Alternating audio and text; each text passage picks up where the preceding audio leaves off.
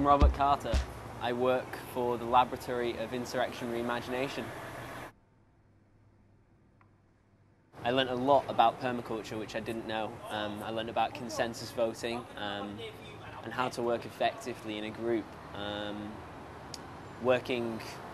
Conducting a performance and an event, an intervention with 29, 30 other young people and people of all ages, where everyone has a say in what goes on is tricky, and we managed to do that in a week, even less maybe.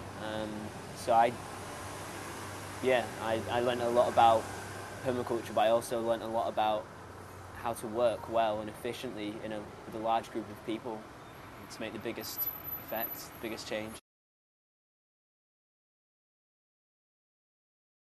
C.R.A.S.H was and still is a two-week course where we learnt the ins and outs of permaculture and just got a heightened awareness of the immediacy of the environmental changes that are happening, and we worked together, looked from an artist perspective, from an activist perspective, and we studied permaculture to see how the best ways we could tackle these challenges.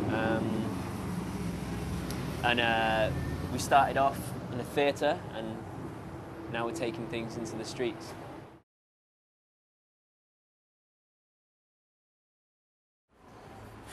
Permaculture is a design that is based around nature and the environment and how things work in nature with cycles, seasons, and how things renew themselves and reappropriate themselves to change. And permaculture is applying that to our lives, within the city, within wherever we are, and it's run by sort of 12 principles, and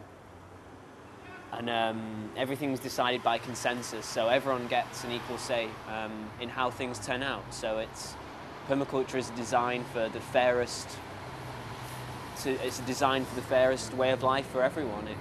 It makes everybody an equal, and it's incredibly rewarding.